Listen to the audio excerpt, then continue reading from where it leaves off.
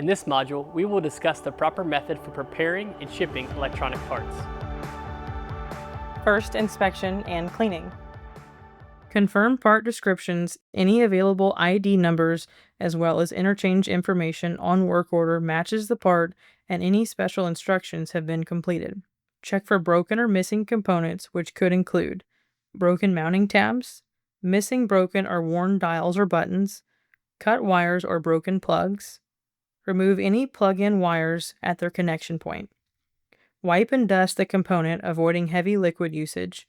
Polish any interior facing lenses. Tagging and identification. Stock number or PO number should be engraved or written on hidden inward facing portion of part only. Shipping. All electronic components must be boxed. At least 1 to 2 inches worth of packing space should surround the unit inside the box. To quickly assess your box size, use your index, middle, and ring finger as a minimum width check between the outer box wall and the part. All right, Emily, so this speedometer is ready to be shipped. Is there anything else we should be thinking about? I would say just make sure you have enough packing. Once again, use your 3-finger test to go around the sides, making sure that there's enough in there that the tabs, the lens is not going to get broke.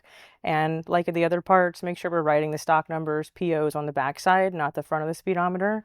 And if you can shake it and it moves, add some more packing and you should be safe to go with it. Thank you. Thanks for watching and stay safe.